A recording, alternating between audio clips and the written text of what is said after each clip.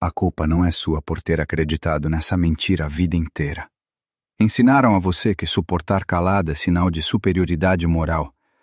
Mas eu preciso lhe dizer a verdade clínica. Uma bondade que não possui dentes não é virtude. É apenas covardia disfarçada. Se você não tem a força para dizer um não absoluto, o seu sim não tem valor algum. Ele é apenas um atestado de submissão, um convite aberto para que os predadores tomem o que é seu. Você conhece perfeitamente a exaustão desse ciclo. Hoje você engole a seco uma falta de respeito, um comentário passivo-agressivo ou um abuso flagrante, tudo em nome de manter a paz. Mas amanhece o dia e o agressor não sente pena da sua empatia. Ele apenas entende que pode avançar mais 10 metros no seu território psicológico. Essa suposta paz que você compra com a sua complacência não é harmonia.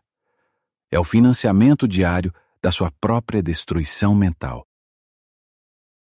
É por isso que nós vamos usar a chave alquímica da psique humana, desvendada por Carl Jung.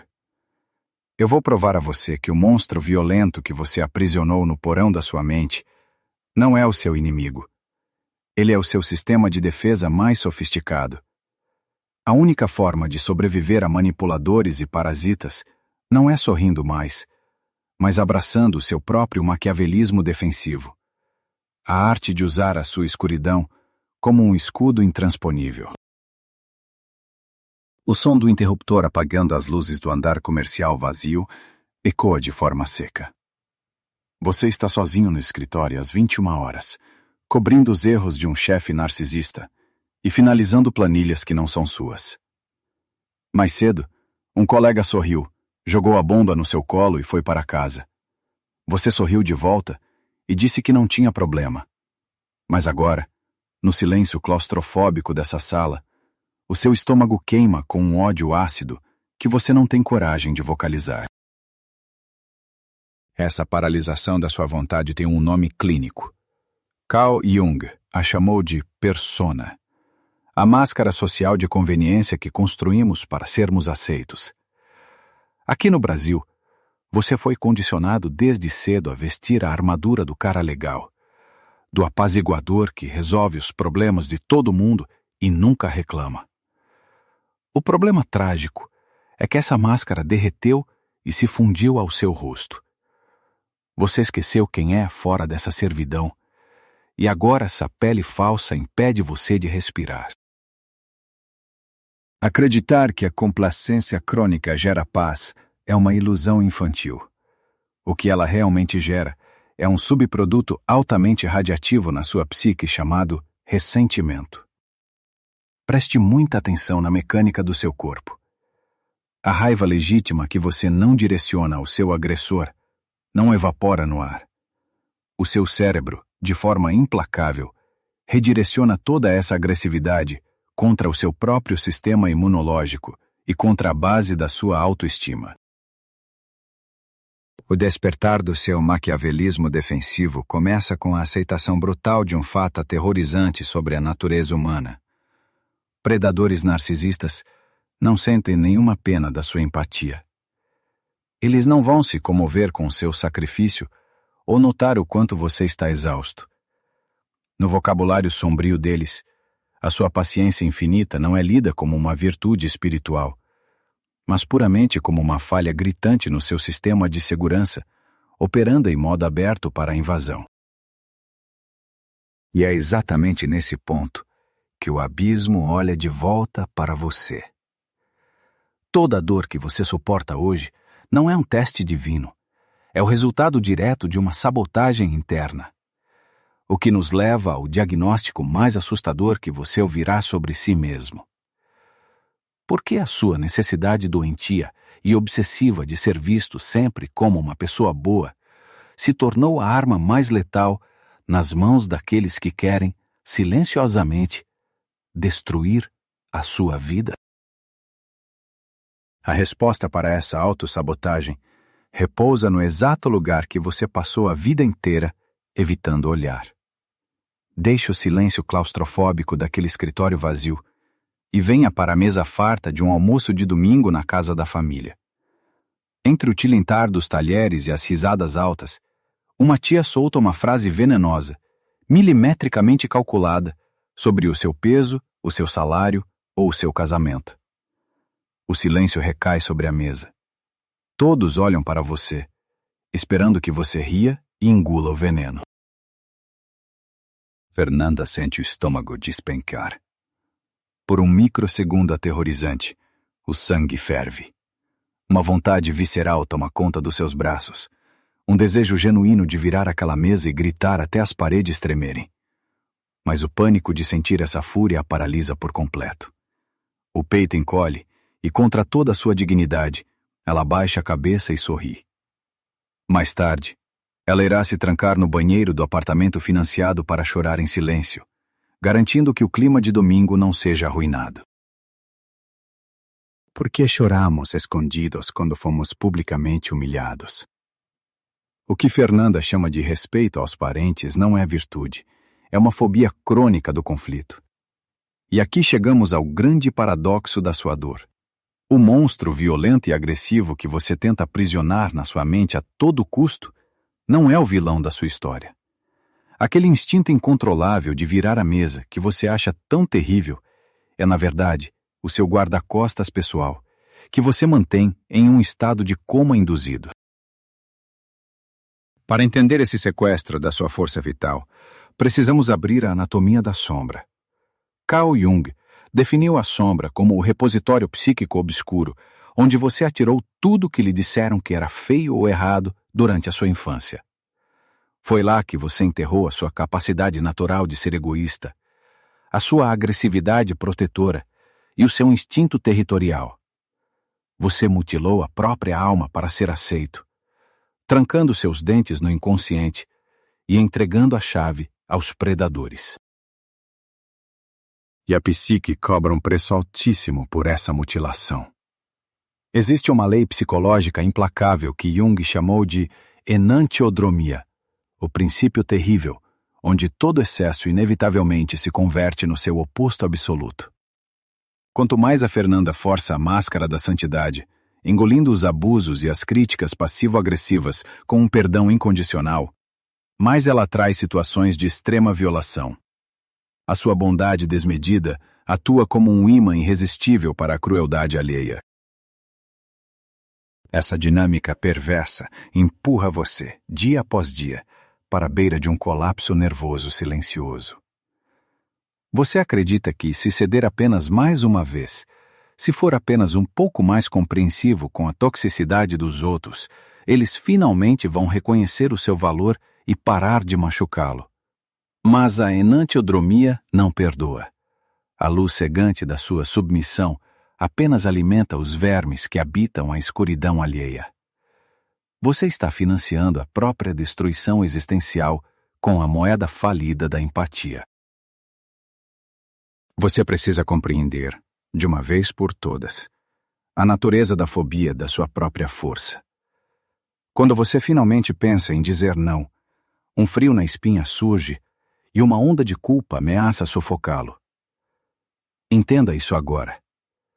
Essa culpa paralisante que você sente ao impor um limite básico não é a voz sagrada da sua consciência moral. Ela é, pura e simplesmente, o eco fantasmagórico de um condicionamento infantil, projetado especificamente para manter você dócil, domesticado e eternamente manipulável. A sua moralidade de vítima é apenas um medo disfarçado de pureza. Enquanto você continuar sentindo vergonha da sua própria raiva, enquanto insistir em pedir desculpas por ocupar espaço no mundo, o seu corpo continuará sendo um território sem leis, aberto a qualquer saqueador emocional. A verdadeira cura começa quando você desce ao porão da sua mente, liberta sua agressividade natural e para de se culpar por ter dentes. Pois um guardião sem a capacidade de destruir não protege nada. Esse guardião desarmado é exatamente o que nos transforma na presa perfeita no mundo real. A tela do seu computador brilha na reunião de alinhamento por videochamada. O seu chefe distorce os fatos abertamente, reescrevendo a história diante de toda a equipe. Você tem as provas no e-mail, prontas para serem enviadas. O seu coração dispara, o suor gela suas mãos, mas o medo do julgamento alheio paralisa suas cordas vocais. Você abaixa a cabeça e aceita uma culpa que não é sua. Tiago engole em seco, sentindo aquela queimação ácida de quem sabe que é uma fraude no próprio palco da vida.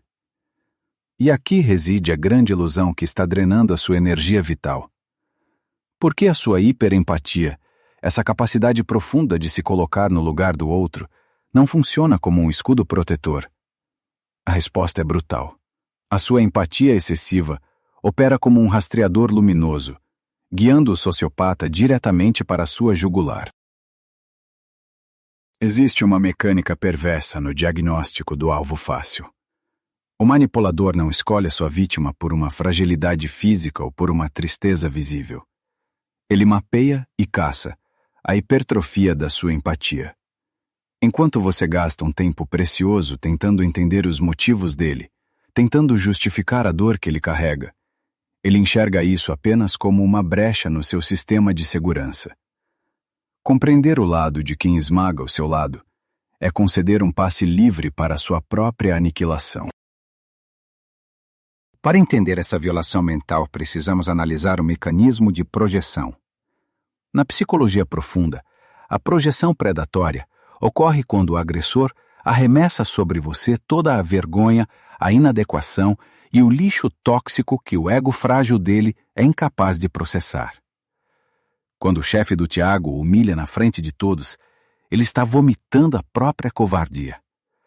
O lado trágico é que o empata com os seus limites dilacerados absorve esse veneno acreditando que o defeito é realmente seu.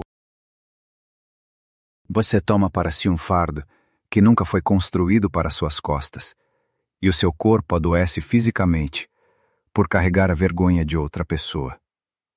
É exaustivo viver duvidando da sua própria sanidade.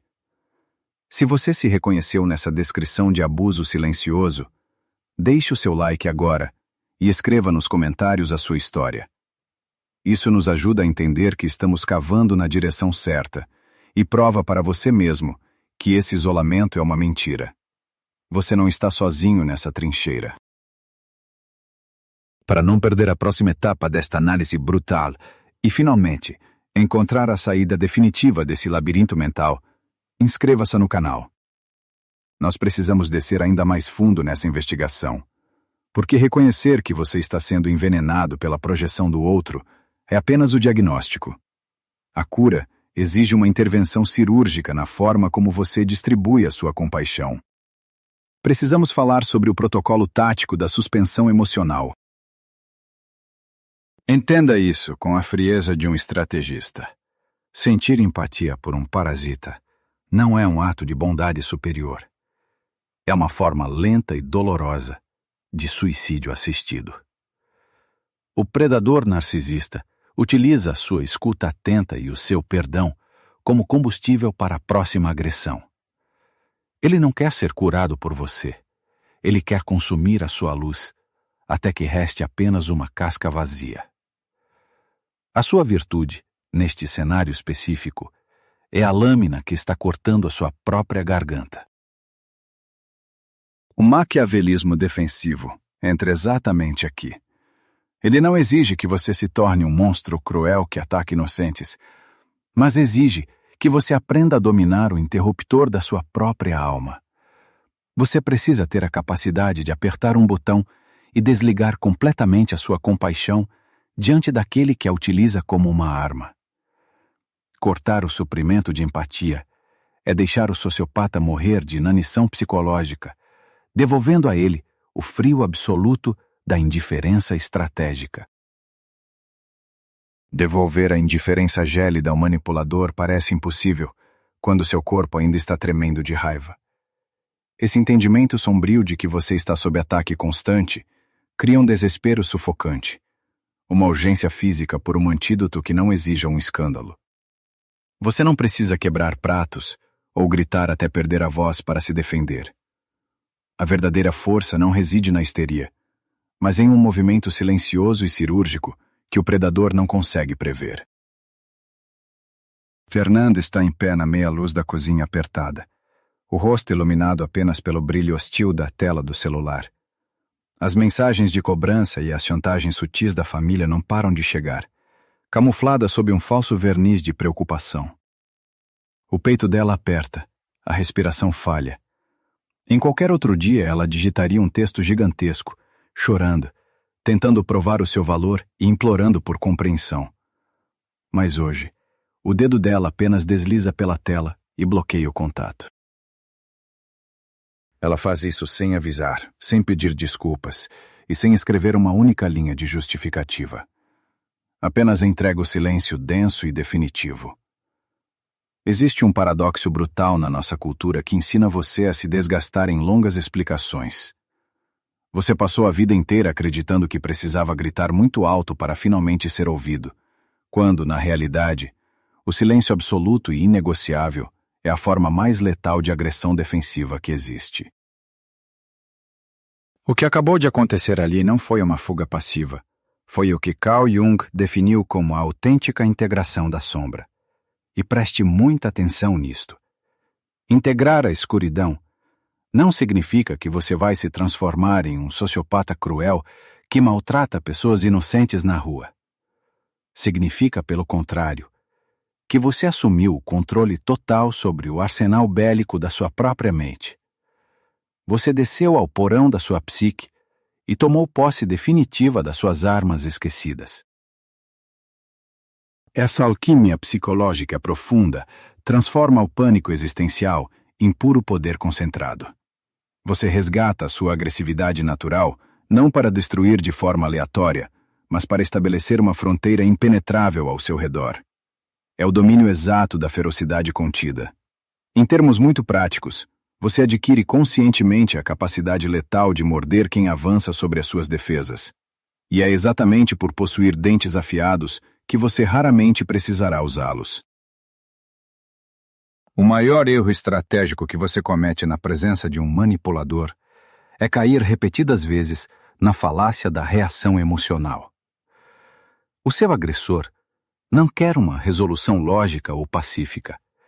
Ele se alimenta vorazmente do seu desespero. As suas lágrimas, o seu tom de voz alterado e as suas tentativas exaustivas de se explicar funcionam como um banquete para o ego adoecido dele. Toda vez que você reage, você entrega a chave do seu sistema nervoso direto para quem quer destruí-lo. Quando Fernanda simplesmente desliga a tela e remove a própria presença do campo de batalha virtual, ela corta a principal rota de suprimentos do parasita. O abusador morre de inanição absoluta diante da sua indiferença gélida e do seu distanciamento estratégico calculista. Não há fatos para distorcer quando você não diz absolutamente nada. Não há como invalidar um choro que você se recusa a derramar na frente deles. O vazio tático causa um terror indescritível no predador. Ao sustentar essa barreira de silêncio, você não está sendo vingativo. Você está operando a retomada da soberania do self, o núcleo inabalável da sua personalidade. Quando você ignora abertamente a chantagem disfarçada de conselho familiar, a velha culpa tentará arrastar você de volta para o matadouro. Vão chamar você de frio, ingrato e rebelde. Deixe que chamem. Suportar ser rotulado como o vilão na narrativa delirante de um parasita é o preço inegociável da sua sanidade. Entenda de uma vez por todas que blindar o seu limite não é um ato de egoísmo sombrio. Você está simplesmente rasgando, em praça pública, um contrato invisível de exploração emocional que foi empurrado goela abaixo antes mesmo que você soubesse ler. É a rejeição absoluta do papel de eterna vítima sacrificial. A sua energia vital deixa de ser um pedaço de carne sangrando aos pés de abutres e retorna para o único lugar onde sempre deveria estar, fortalecendo a sua própria cidadela. A cidadela interna, que acabamos de proteger com a barreira intransponível do silêncio, agora precisa enfrentar um cerco em campo aberto. Chega o momento decisivo em que a indiferença virtual já não basta, e o seu corpo físico precisa reivindicar espaço no mundo real. É o confronto presencial, o ar denso da mesma sala. O silêncio deixa de ser apenas uma ausência e passa a ser uma arma letal, apontada diretamente para a autoridade. Tiago caminha de volta à sala do diretor naquela agência em São Paulo. O ar-condicionado zumbi, pesado. O chefe sorri de canto, já lubrificando a engrenagem do abuso diário, pronto para reescrever o passado e jogar a culpa no colo de Tiago. Mas hoje, o roteiro sofreu uma pane letal. Tiago não abaixa o olhar. A sua respiração é grave e profunda. Ele abre a pasta deliberadamente e coloca as provas impressas sobre a mesa de vidro. O som do papel tocando a mesa reverbera pela sala inteira. O olhar de Tiago sustenta o vácuo absoluto, e a temperatura do ambiente simplesmente despenca. O predador, repentinamente privado do seu espetáculo narcísico, gagueja e, enfim, recua. É aqui que você engasga com a realidade mais contraintuitiva da natureza humana. A verdadeira moralidade e o respeito inegociável só pertencem àqueles que são fundamentalmente perigosos. O que Tiago acaba de invocar não é um ataque de fúria descontrolada e infantil, mas a manifestação gélida do arquétipo do guerreiro maduro. Na psicologia junguiana, não estamos falando de sadismo cego. Essa é a agressividade hiperfocada, atuando como uma lâmina inquebrável. É a espada forjada com um único propósito existencial: guardar rigorosamente os portões da sua própria integridade contra invasores de terno e gravata. Dói fisicamente perceber quanto tempo você perdeu na vida tentando convencer lobos a se tornarem vegetarianos através da sua empatia inesgotável. Mas não se culpe. O sistema condicionou você a ser essa presa. A grande ruptura acontece quando essa lâmina psíquica entra na sua mão. O guerreiro interno desenha uma fronteira no chão que avisa silenciosamente: não tente dar mais um passo, porque o custo dessa invasão será a sua ruína. É exatamente nessa fronteira que a alquimia de Jung se funde à calculabilidade maquiavélica. O manipulador, no seu trabalho ou na sua vida, é tediosamente previsível na malícia dele. O maquiavelismo defensivo exige que você mapeie os passos desse predador com semanas de antecedência. Você não age no desespero. Você arquiva cada e-mail, documenta cada distorção e monta a armadilha jurídica e verbal antes do ataque sequer começar. Você deixa o parasita falar. Permite que ele se enforque na própria arrogância, acreditando firmemente que você ainda é o alvo dócil e assustado de ontem. E quando ele finalmente dá o bote, esperando o seu choro de rendição, você apresenta o abismo a ele. O choque de terror nos olhos do agressor é a confirmação corporal que você precisava. Você deixou de ser um mero sobrevivente de abusos para se tornar o arquiteto do seu território. Arrancaram de você a definição real do que significa viver bem. Mentiram repetidas vezes ao dizer que a paz verdadeira e duradoura é a ausência total de atritos, ou a sua infinita capacidade de engolir sapos para não chatear a gerência. Isso não é paz. Isso é um estado de coma induzido. A tranquilidade legítima é, e sempre será, o subproduto imediato do respeito profundo que você passa a impor ao mundo ao seu redor. E esse respeito absoluto só nasce no milissegundo exato em que o outro olha no fundo dos seus olhos e percebe, sem margem para dúvidas, que você é plenamente capaz de destruí-lo, se as regras do jogo forem quebradas. Você não precisa disparar a arma, mas o predador precisa sentir o cheiro da pólvora. É assim que a sua escuridão deixa de envergonhar você e passa a aterrorizar exclusivamente aqueles que ousarem testar a sua força. O choque de terror nos olhos de um agressor acostumado à sua submissão é apenas o primeiro passo clínico. Tiago foi apenas um exemplo de que essa mecânica opera na realidade, mas a verdadeira guerra está acontecendo no silêncio da sua própria vida, neste exato segundo. A vitória contra a manipulação não termina no escritório de um narcisista ou na mesa de jantar de uma família sufocante. Ela culmina no instante em que você encara o seu próprio reflexo e reconhece a sua nova forma. Na próxima vez que estiver diante do espelho do banheiro, antes de sair para o trabalho, observe a sua estrutura física. O pescoço curvado pelo peso da culpa agora se mantém reto. O olhar, que pedia desculpas pelo simples fato de existir, tornou-se pesado, avaliativo e impenetrável. Este é o ápice clínico da individuação. O abandono visceral e definitivo da fantasia infantil de que o universo ou as outras pessoas irão recompensá-lo apenas por você concordar em ser inofensivo e dócil. A partir de agora, você precisa aceitar uma lei universal inescapável. O preço final da sua liberdade é a coragem absoluta para decepcionar profundamente as pessoas que queriam usar você. Aqueles que antes se alimentavam da sua empatia vão acusá-lo de ter se tornado alguém frio e intolerante. Eles tentarão usar o mecanismo da culpa para resgatar a sua antiga máscara de submissão. Mas você não vai ceder. O ressentimento e o choque nos olhos deles são provas do seu sucesso tático. Existe um medo secreto de que, ao abraçar essa agressividade protetora, você se torne o monstro que despreza. Mas integrar o seu maquiavelismo defensivo não corrompe a sua essência. Pelo contrário, você está construindo muralhas de contenção intransponíveis ao redor do seu templo mais sagrado. A sua luz interior permanece intacta, mas agora ela é vigiada por um cão de guarda feroz, garantindo que apenas aqueles que provaram a própria lealdade tenham o privilégio de acessar a sua bondade.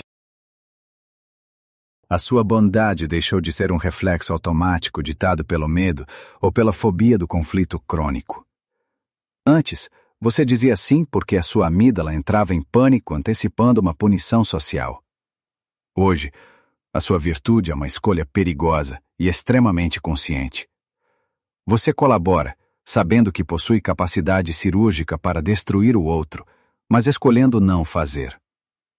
Você passa a operar no mundo a partir de uma posição de poder absoluto e intransponível, não mais de uma carência anestesiada. O mundo lá fora continua sendo uma selva implacável, operando sob dinâmicas brutais de poder, mas você foi removido definitivamente do cardápio. Você atravessou o abismo.